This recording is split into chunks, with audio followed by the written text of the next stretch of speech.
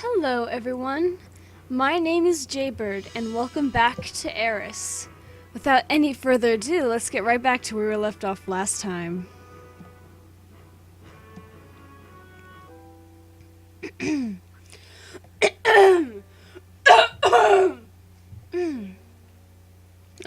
I'm good.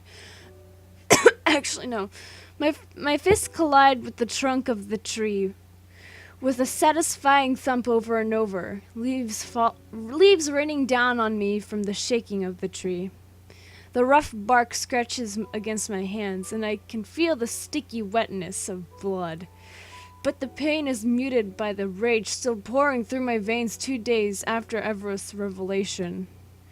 Even after days have passed, I'm still so angry about all this, which is why I'm here in the forest taking out my frustration and rage on a poor, innocent tree.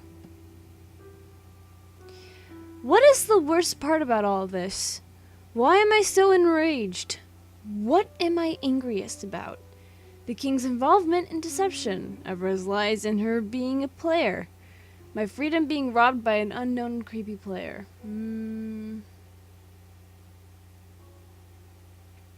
Well, they're all really infuriating. I'm gonna say the king's involvement because, holy shit, we gotta know about this, man.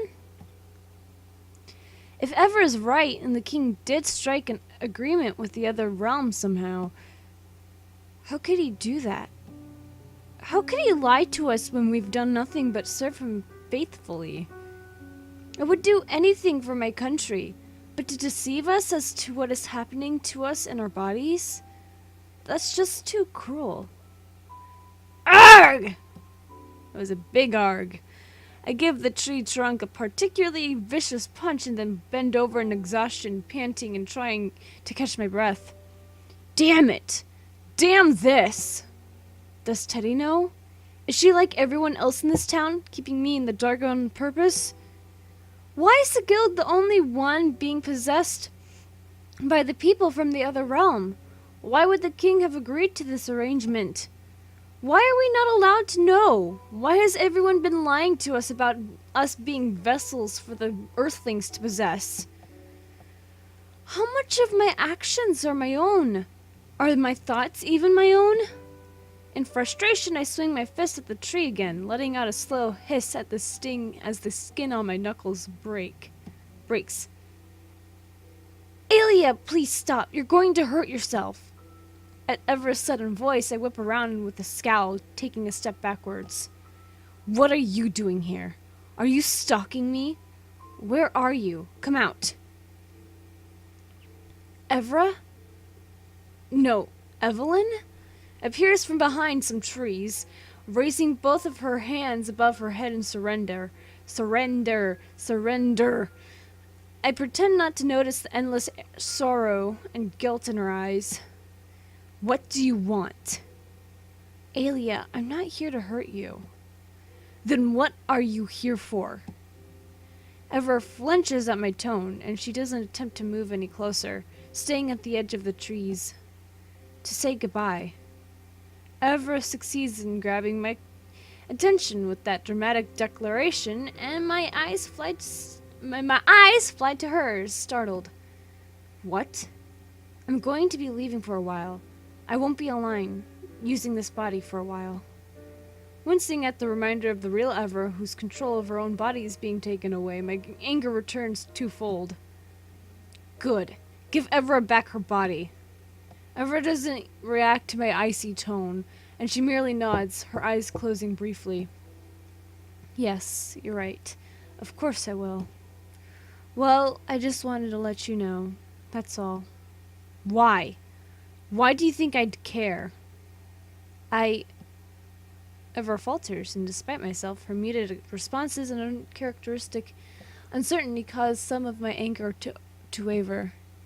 I'm sorry. I really am. I never wanted to lie to you. I know it's stupid, but ever since I realized you guys are not artificial intelligences, but actual real people, I've treated you, Lyle, and Teddy as my best friends. I genuinely care about each of you, and I'm sorry. I know none of this is right, and I'm part of the problem. I'm sorry. Evra's mouth twists into a weary smile, and one shoulder lifts in a small shrug. Don't worry. You might not see me again anymore. This time, I can't suppress a rush of concern at Evra's words. Without thinking, I turn to face Evra fully, taking a step towards her. Why? Where are you going? You honestly want to know? Evra seems surprised at my question, and it isn't difficult to discern the glint of hope in her eyes when she lifts her head to look at me. Why else would I ask? A tentative smile spreads across her face. You care about what happens to me? The anchor still hasn't dissipated, and I absolutely cannot just forgive Evelyn for robbing the real Evra of her freedom, but I can't deny the way Evra's sad smile tinted with hope tugs at my heartstrings. Fuck! Another question! Damn it! How do I answer that question? I do care about her still, even though I shouldn't, but do I want her to think that I've forgiven her?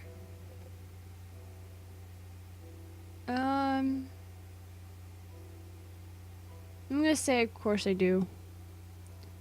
As upset as I am about whatever told me, she is still one of my best friends, and it's obvious I would care about her. I don't want to lie about it just to hurt her. Ever visibly brightens at my words, a smile lighting up her face. For some unknown reason, her clear relief and joy at something as simple as my admission to caring for her causes my heart to clench at the sight, but I tried not to let it show. Well, are you going to answer my question? Almost eagerly, Ever nods and then hesitates as she replies, I'm just going to do some investigation on my own about the link between our worlds and the game, on my end. What? What do you mean? What are you planning to do, Ever? I break off, still confused by the situation and uncertain about what I'm supposed to call her. Evra's face falls further when she notices the abrupt end to my sentence, probably understanding my train of thought. Nothing. I can't really explain it because I don't even know myself. I need time to figure out a game plan. I just know I'm going to be busy in real life for a while until I dig up more helpful information. I don't know when or if I'll be back. No, wait. Don't do anything rash. I won't. A shadow of Evra's usual sassy, cocky smile returns to her face, and she gives me a quick wink. I'm never impulsive like you. Despite the tension between us, I can't bite back an incredulous chuckle. I beg to differ. Don't worry, I'm going to be just fine.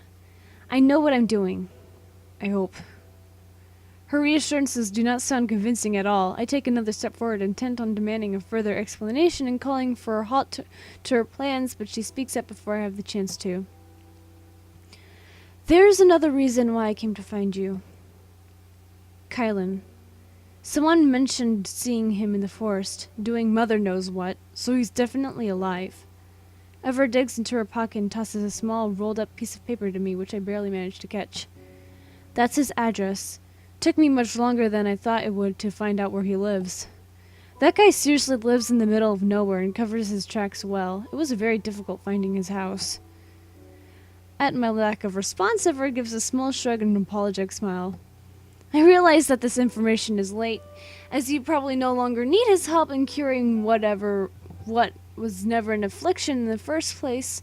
Still, you can go demand an explanation for his disappearance or something.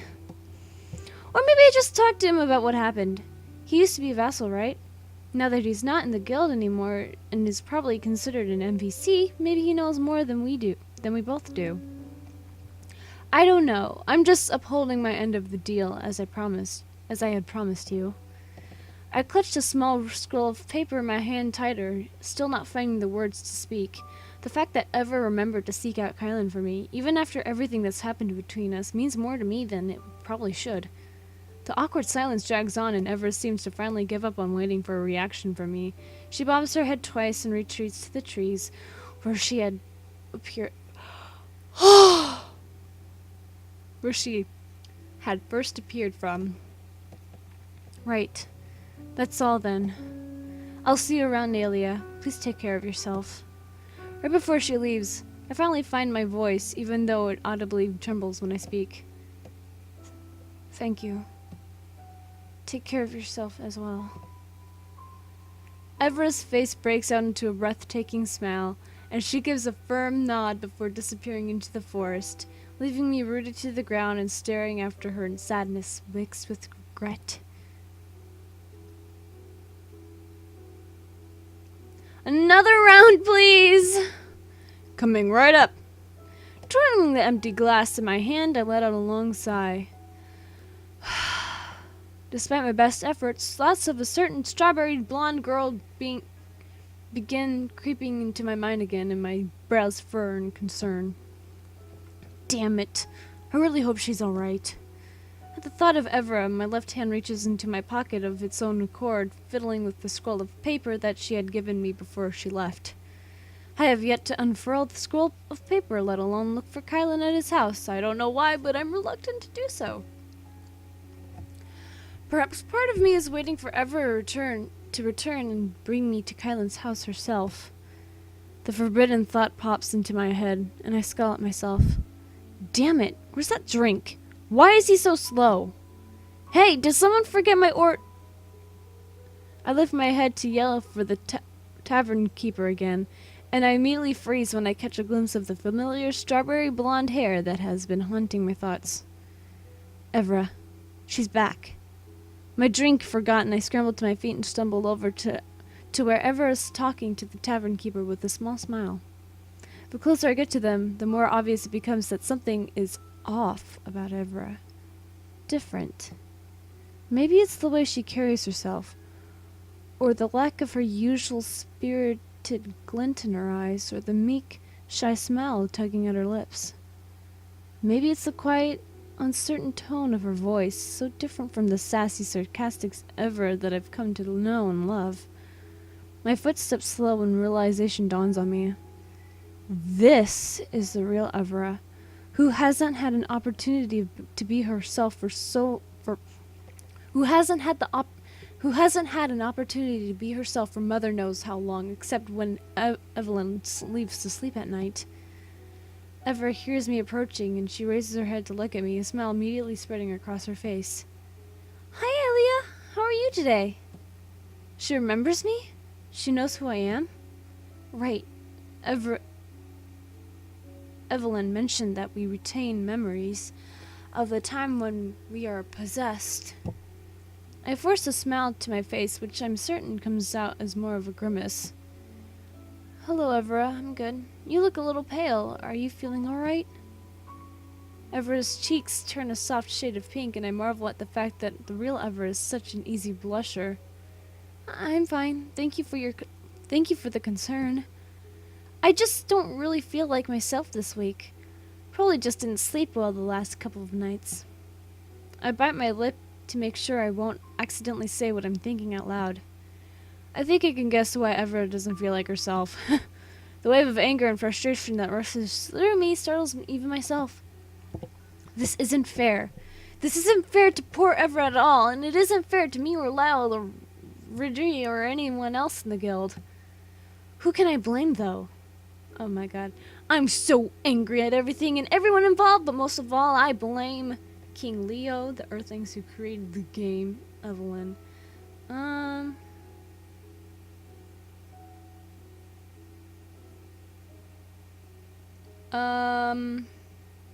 I'm gonna blame the king. King Leo. I don't care what reason he had for agreeing to such an arrangement with Earth, but he should have at least have let us know what we were signing up for when we were recruited by the guild. No wonder we were always referred to as vassals. Convenient name indeed. My hands begin to clench into my fists by my side, and I vow to make my complaints about the king heard somehow. Alia? Are you alright? You look upset. Did I upset you? I'm sorry for whatever I did. Evra's meek, scared response jerks me out of my increasingly rage-filled thoughts, and I find myself stunned once again at this change in Evra's personality. It takes everything in me to swallow my anger and smile at Ever after taking a deep breath. Nothing. I'm fine. I'm not upset, and definitely not at you. So what are you doing here? I'm just delivering something to the keeper of the tavern here, for a quest. I was just telling her how a high-ranked warrior like herself shouldn't waste her time on such puny guests as this, but thank you, miss. Evera's blush returns, this time a scarlet red, and she nods with a delighted smile. Anything I can do to help. Evra returns her attention to me, as a shy smile is still playing at the corner of her lips. I should probably head back to to turn the quest in now that I finished the delivery. Would you like to come with me? Unless you have matters you need to tend to, of course. I hesitate. I don't know how to react to this situation. This innocent invitation from someone who looks like my best friend but isn't. Not really. The scroll of paper in my pocket suddenly feels like it weighs 1,000 tons, burning my skin through my armor. Maybe I should just go and look for Kylan instead. Oh no.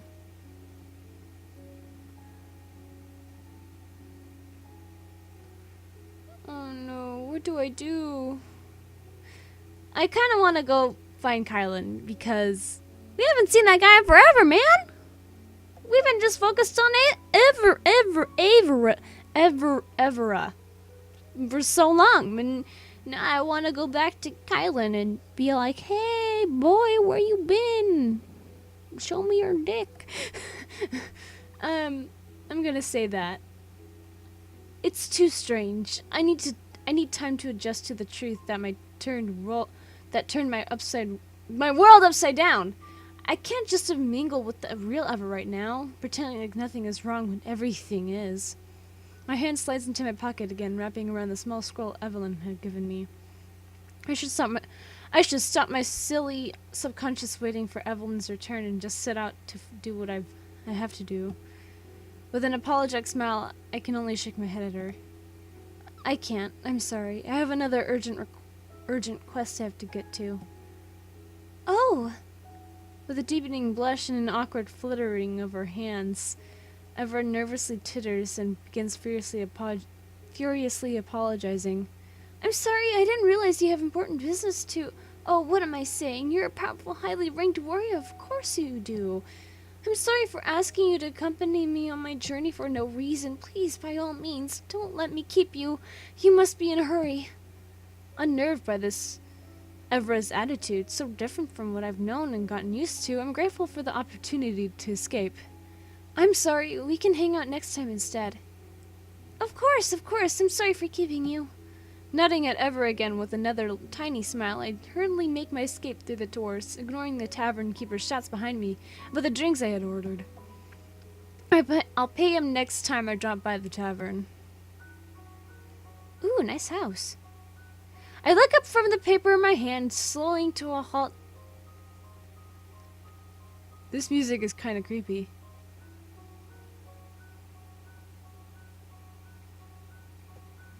What the hell? Creepy. Anyways, let's get right back. Sorry. I look up from the paper in my hand, slowing to a halt as a small but cozy cottage comes into view. Looks like the directions Evelyn gave me are right. This must be where Kylan lives. From this distance, I can't tell if there is any light coming from inside the house through the windows.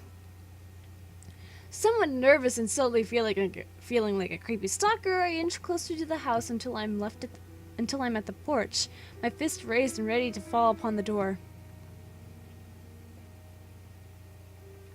Before my hand makes contact with the wooden door, however, the door suddenly opens, revealing a disheveled man in a familiar long blue coat. Kylan, you really do live here. Alia, what are you doing here? I forgot the voice I had for him. I guess it's just a deep voice. I don't know. Maybe it's just my regular speaking voice. I forgot what voice I gave to him. It's been so long since he's been there, but okay. Alia, what are you doing here? How did you find out where I live? His question trails off into... Maybe I should... I'm gonna give him a British accent. I'm sorry if he didn't... I forgot what the voice I gave for him, so I'm just gonna give him a British accent from now on. Note to self, give Kylan a British accent from now on. Okay, now it's set in stone. His question trails off into a yelp as I punch him in the arm with full force behind the swing. Ouch! What the hell was that for? For disappearing without a word and making me worry about you. Kylan cocks his head, a surprised glint in his eyes. Oh, I didn't think you'd care if I left. I'm sorry. I was busy with research. I've barely stepped foot outside my house in weeks. Of course I care. Did you forget that you promised to help me figure out the cause of my blackouts? The confusion of Kylan's face clears and he nods with an understanding smile. Ah, so it's about that. Right, of course. I never forget anything.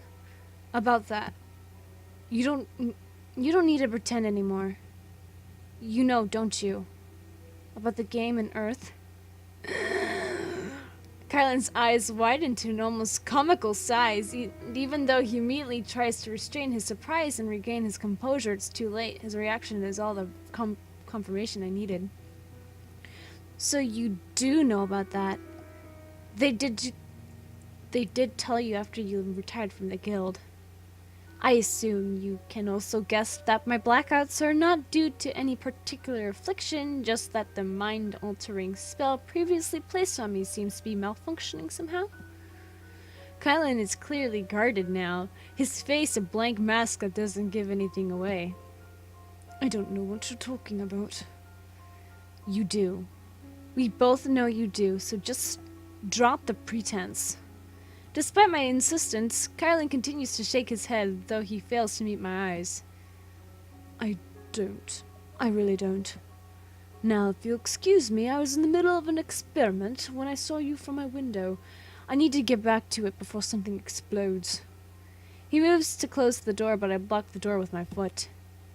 I really don't know anything. Please just go. No, I know you do. I don't need you to tell me everything. I'm only here to ask you one question. Just one. I force myself further into his house, and Kylan finally gives up on trying to close the door when I'm clearly not going to get out of his way. He raises both his hands above his head in surrender, backing away and letting me enter his house. All right, one question. That's all you get. Will you answer it honestly? Would anything less than an honest answer get you out of my house and let me regain some peace and quiet? Kylan has a weary smile on his face as he leans against the wall, peering at me. All right, ask away and make that question count. I'm gonna save it because I have a feeling that it's gonna have multiple. I fucking knew it. There are a million questions I want to ask him, but I know he won't answer them all. What is the one thing I must ask him now while he promised to answer honestly?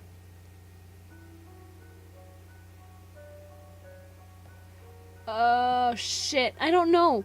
The reason behind the guild being kept in the dark, the reason why AIRIS accepted this arrangement with Earth. I think this one is more important. Why? Why did AIRIS accept this arrangement with Earth? Why is AIRIS sacrificing the guild? What are we even receiving in return? I'm pretty sure that's 4 questions in a row in total. I scowl at Kylan's dry remark, and he raises his hands again with a soothing smile. Easy, just joking. Easy, just joking. Since the answer to all 4 questions are the same, I'll answer it honestly. The answer is simple. Aryans have forgotten how to fight, while Earthlings are a master of combat and war. I knit my eyebrows together in confusion. What? I don't understand. Remember the plague 10 years ago that turned all the non-human creatures aggressive and mindless? Kylan barely even waits for a nod before continuing. Your people suffered greatly because you couldn't defend yourself. Aryans have been spoiled by the centuries of peace and forgotten how constant war works. So by allowing Earthlings to take control of Aryan bodies and fight Aryans, AIRIS can be protected. That's all there is to it. Oh, fuck. I hate it when this game does that.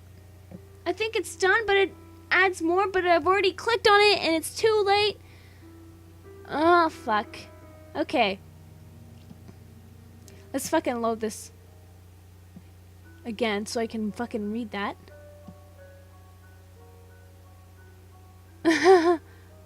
Okay. Let's see. Sorry. I have to see it again.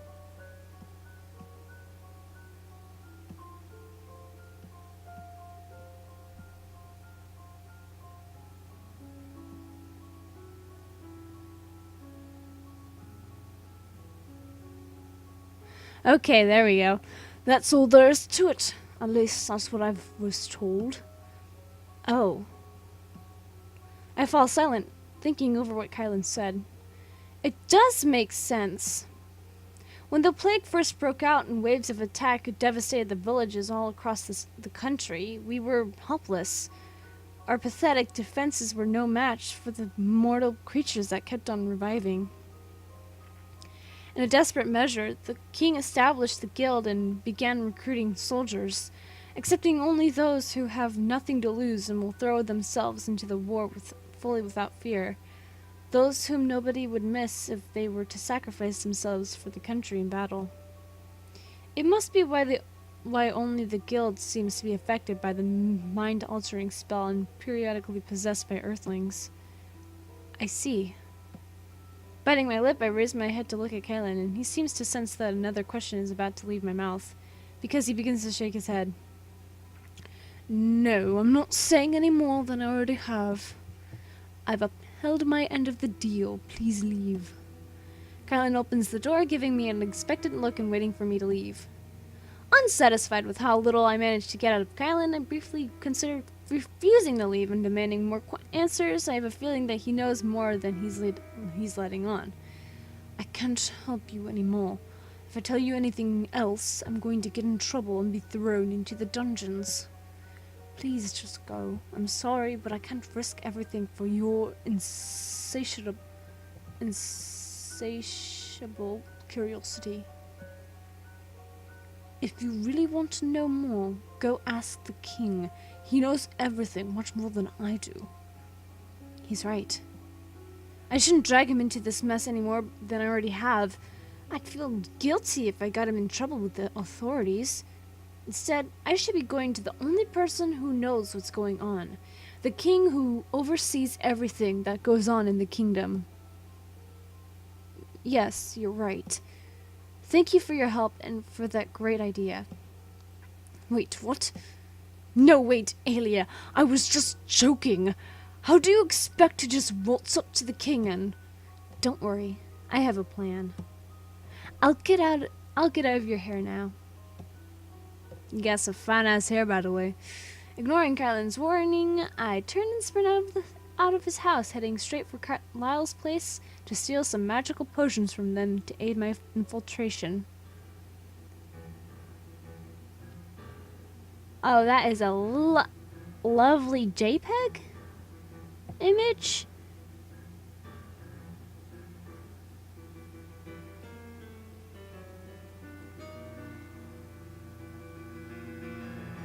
Well, guys, I'm gonna end this episode here. We learned a lot in this episode. Isn't that great?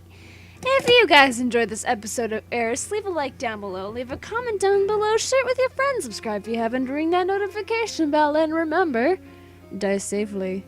Bye-bye!